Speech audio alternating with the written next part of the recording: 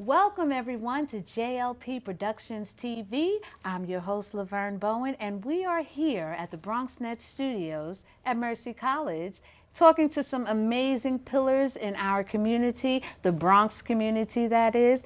And today I'm so pleased to welcome to you a fine young man in our community, Mr. William Aiken. It's my pleasure to be here. Thank you so much, Mr. Aiken. Now, when I say a fine young man, I had to say that because you have such an illustrious background, and you still carry yourself like if it just happened yesterday. Just trying to make it down the road.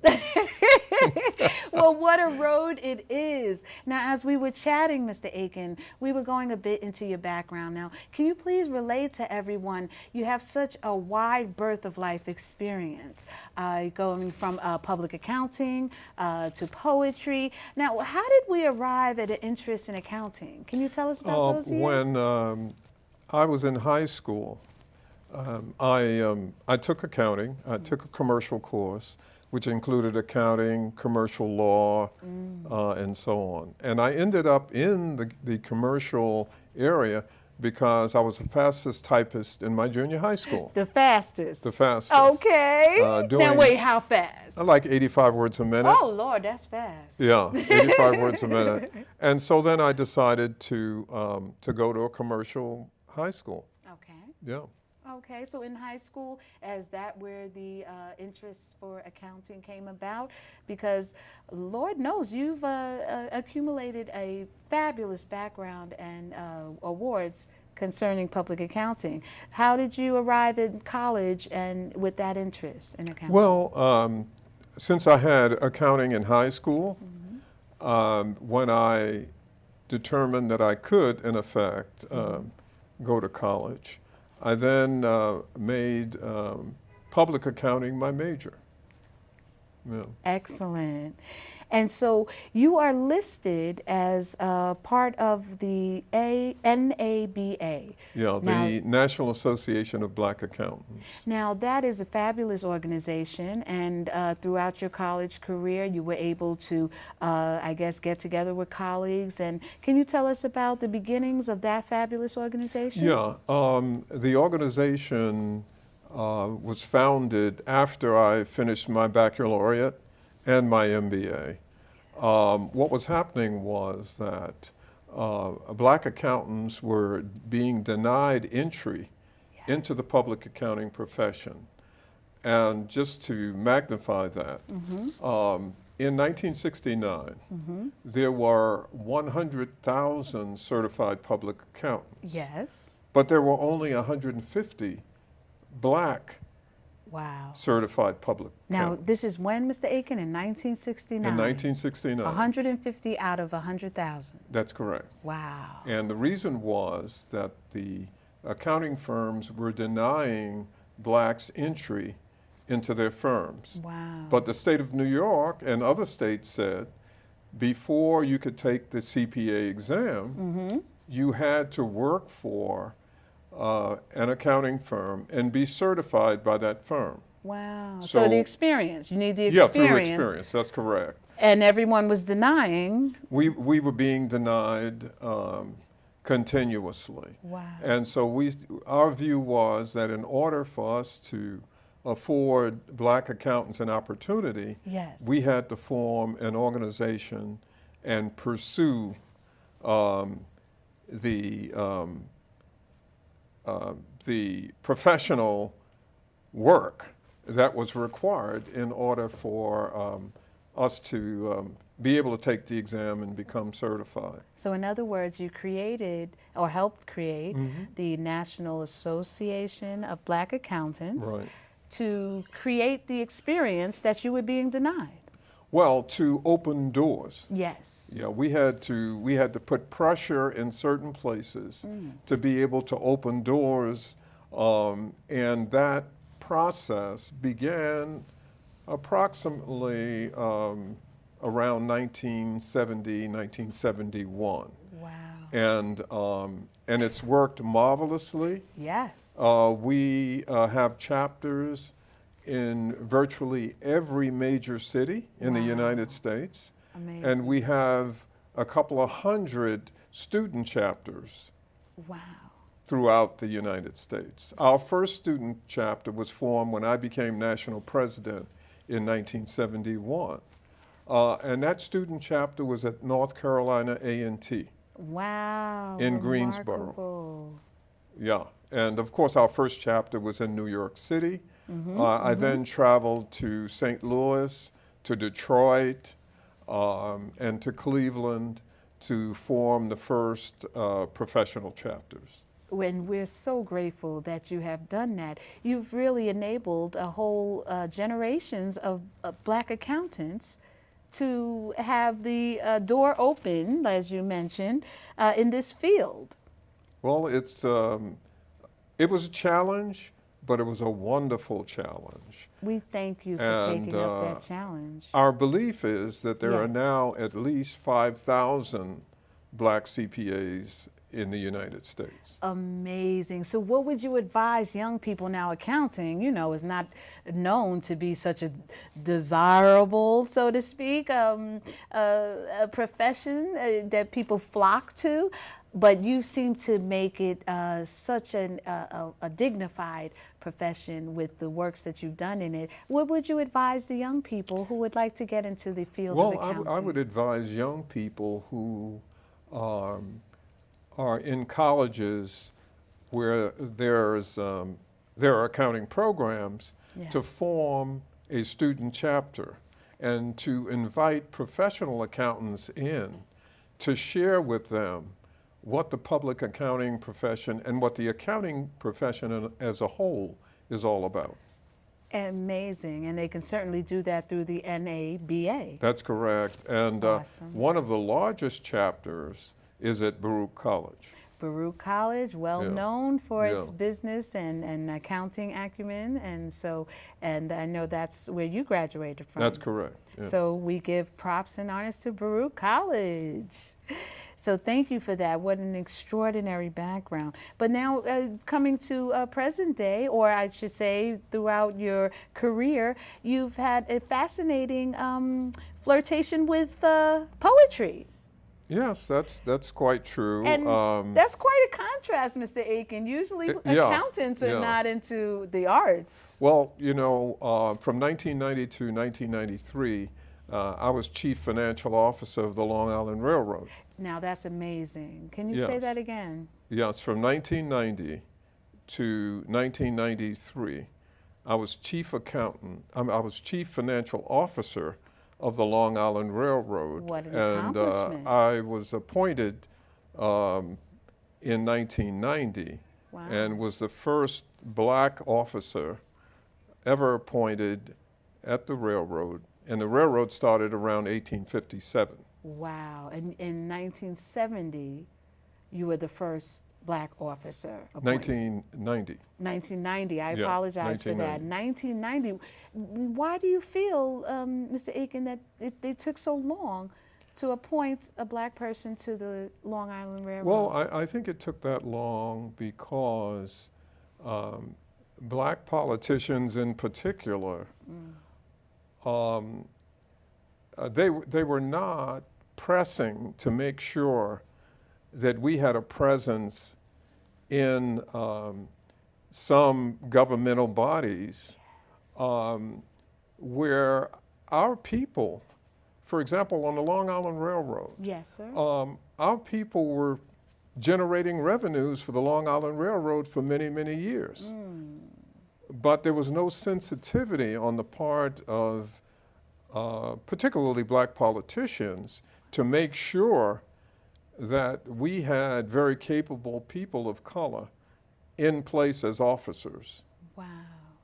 And so in 1990, you becoming the first, why do you think the tide turned in your favor to become the first black officer? Well, I think largely because Bob Kiley, at that time, was the chairman of the Metropolitan Transportation Authority. Yes. And he had a great sensitivity about many things. Gotcha. And part of it was to have diversity. So it took Mr. Kiley's presence to usher in a whole new wave of diversity for the Long Island Railroad. So And for Metropolitan Transportation For Authority as a MTA. whole.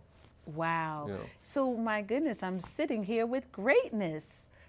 Well, you know, I have to share with you that not long after high school, Yes, sir. I joined the Marine Corps. And you're also a veteran. Yeah. My goodness. Can you tell us about those years as being a Marine? Yeah, one of my buddies and I, we grew up in the village of Harlem, Amen. which everyone knows is Harlem. Exactly. And we decided to go in the military, and our barber was an ex-Marine. Wow. And he was one of the first 22,000 black Americans who were admitted into the Marine Corps Wow. during World War II. And of course, they were segregated at that time. Yes. They were not yes. able to go to the boot camp at Paris Island, where I went, Wow. but they were required to train at a place called Montford Point, Montford. which was yes. part of Camp Lejeune, North Carolina. Yes. And there is now an organization called the Montford Point Marines. Yes, and they have a wonderful outing, a boat outing every Yes, year. yes, and I'm financial secretary of the Montford Point Marines. Well, my goodness. Ladies and gentlemen, we're talking to someone who has a great past, and we love to highlight the wonderful past of this gentleman, and we're going to ask him as we come back why it's so important to look back and to the wonderful accomplishments of the past so that we can usher into the future. We'll be right back. We just finished dinner and it was time for homework.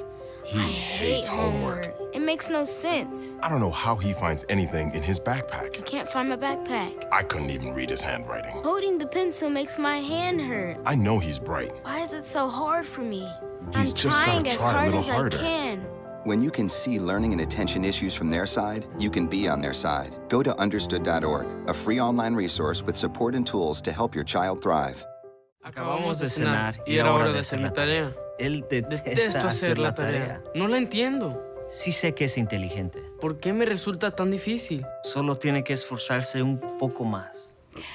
Good afternoon and welcome back to JLP Productions TV. I'm LaVerne Bowen and we're talking to a remarkable individual of our community, Mr. William Aiken. He is a pillar in our community, a war veteran, the first black officer appointed to the Long Island Railroad. He has been a member of the NABA, National Association of Black Accountants, and started off in that era when they were formulated to help others usher them in to the same positions that he has held. So we're just having an extraordinary time, Mr. Aiken, talking about all of these remarkable accomplishments. My pleasure being with you. Thank you. Thank you so much. And before we get into some of the artistic endeavors that you've gone into, why do you think it's so important to continuously talk about some of those accomplishments, you being the first black officer appointed to the Long Island Railroad, some of the other things that we mentioned? Why do you think it's important to still recall those things today? Well, it's important to encourage others who may feel that they can't achieve certain things. When they can look back at the difficulties that others have had, and yet they were able to overcome those difficulties, Amen. It encourages them to believe that they too can achieve great things. Amen. And you even mentioned that at your commencement ceremony, Martin Luther King Jr.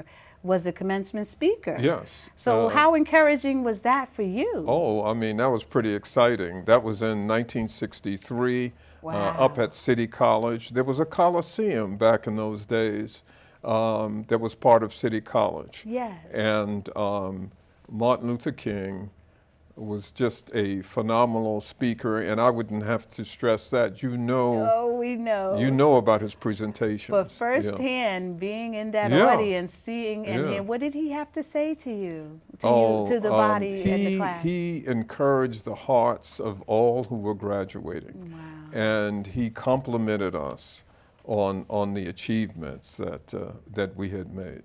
So out of that type of commencement ceremony, you can only reach greatness with that kind of encouragement. What do you think? Yes, indeed. In fact, you started thinking, well, you know, everyone's going to have a baccalaureate degree. Yes. I have a baccalaureate degree now, but I'm going right back in, and I'm going for my MBA. And you even said to me that I have to keep going further. But we'll see Absolutely. about that. But with your encouragement, it makes it an easy task to approach. So thank you so much for that. Now we're going to get into some fun stuff as Sure. far as the artistic expression. Now, you have a book, sir. You've published a book and Yes. Poetic Journey. How has poetry impacted your And life? it's for you. Thank you so much. Okay, this is Compelling Joy is the title of your book. Compelling Joy, A Poetic Journey Through Life. What a beautiful title. Now, with all of this business acumen and your background in the Marine Corps and such, poetry, how did that come about? And I just stumbled into it. stumbled? Yeah. You know, one day I saw a poem on my secretary's desk, Yes. and it said, "Forgive me, black woman." Wow. But it was saying forgive me for very negative things. And so I didn't know I could write poetry, but I said, you know, on the way home, I'm going to write a response to that negative poem. Wow. And so by the time I got home, I took Long Island Railroad, the subway, Of course. and then Metro North. And by the time I got home, I had written the most beautiful poem. In fact, it's the longest poem in the book. Wow. And I was totally shocked. Wow. But I must have been in a zone, Absolutely. you know, in a special zone. But it was in response to... It was in response to a negative poem that I turned it into a positive poem. Oh, that's amazing. Yeah. So then after that, you've come up with a whole compilation of poetry. That's correct. And so how did you come up with so many that you had to compile them into a book? Are they all about compelling joy? They're about romance. Okay. They're about religion. They're about politics. Wow. It's about social issues. Excellent. And many encouraging poems. I really enjoy that. So are there more in poetic books to come out of? Oh yes, I've written additional poems, Okay. and then I just filed them in my poetry file. And in the last few years, I've started writing plays. Very good. Yeah, and so I took one of my professors said, okay, I want everyone in the class to write a 10-minute play Yes. or a film. Yes. And I decided, okay, I'll write a 10-minute play. So it was amazing. What I did was I went to my poetry book and I chose the themes in the Yes. book Yes. and wrote the play. Wow. And so we performed it at Lehman College about 4 weeks ago. Oh my gosh, so we And, have to get some clips yeah. of that. And I'm going to now go public with that play. And the name of that Yeah. play? Dabbling in the issues of life. Dabbling in the issues of life. My goodness. So now, Mr. Aiken, you've taken all of these different aspects of your life and you're still raring to go. And now you just completed your run at Lehman College with dabbling. Yes, dabbling in the issues of life. Dabbling in the issues of life. And, What more yeah. can you do? What more Well- are you going to do to encourage us all in living such a full life? Well, a group of us, some of the leaders from the National Association of Black Accountants Yes, sir. were asked, what makes you jump out of bed in the morning? And so while my partner was going, I was thinking, what makes me jump out of bed in the morning? Yes. And so I came up with what's real, and that is what makes me jump up out of bed in the morning is that I know that there's some exciting things out there I haven't done yet. Wow. So there's so much more that can be exciting. My professor saying, hey, you have to write a play. Had never written a play before, but wrote a play. Absolutely. And so I'm also fine-tuning a screenplay that I hope to turn into a full feature film. Oh my gosh, do you need a director? Do you need a, yes, we'll be right there. Hey, I'd love that. Hey, Mr. William Aiken of the Bronx, New York, in the NABA, National Association of Black Accountants, the first black officer appointed to the Long Island Railroad, a author of amazing poems and poetries, the author of Compelling Joy. We're just so pleased to have this fabulous pillar in our midst, and we like to make sure we edify everyone in knowing that we can live long, full lives with these fabulous examples such as yourself. Well, any other young advice you have for the young people? And what about voting, Mr. Aiken? You've seen a number of decades of different evolutions in our, society, good and bad, to coming up to this date of voting and having our young people interested in voting. What are your thoughts on that, and how can we encourage them to be a part of the political system? Well, it's extremely important for everyone to vote, but not only in the national elections, but in the local elections as well. Sir. Yes, sir. And why is it so important in the local elections? Well, what's so important at the local elections would be matters such as education. The educational funding that comes out of the mayor's office, that comes out of the city council. How it's allocated. Yeah, I mean, our children are our greatest assets. Yes. And we have to really hone and develop them well. Yes. We must go to every event that's taking place at their schools. Yes. That in part encourages them. Amen. Yeah, I mean, we must do that. When I looked back, my elementary school was in Harlem on 113th Street. Okay. And it was called PS 113. Yes. So years later when I looked back and I said, well, my junior high school, it was so-so. My high school was maybe a little better than so-so. So I said, well, how did you come about, for example, in high school, being placed in honors English? I had never heard of honors English before. So that told me that my development when it came to writing and such, came out of elementary school. Wow. That was really my foundation. And that's where we have to focus most in terms of developing our children. Very good. Because that's what's going to carry them forward. Excellent. So words of wisdom from William Aiken, and you can find him. We'll put that information on where you can find him and his works. But we're so pleased to have you today, sir. Well, it's such a pleasure being with you. Thank you so much. Thank you for sharing all of your knowledge and in your company. And we're going to call it a day here at JLP Productions TV, here at BronxNet Studios with another fine guest of our community. I'm LaVerne Bowen, and we'll see you next time.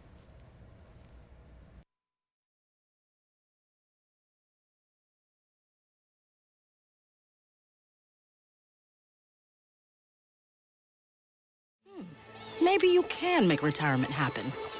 After all, all. You made this vacation happen. Double points with every purchase? Cleverly merging promotions. I love it. Cross-referencing travel sites. And booking all your flights with those... Vouchers. I got us bumped. They were like, oh. But now they're like...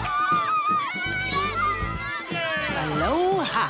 You aced this vacation. Now get the tips you need to get on track at aceyourretirement.org. We just finished dinner, and it was time for homework. He hates homework. It makes no sense. I don't know how he finds anything in his I backpack. can't find my backpack. I couldn't even read his handwriting. Holding the pencil makes my hand hurt. I know he's bright. Why is it so hard for me? He's I'm just trying gotta as try a hard little as harder. I can.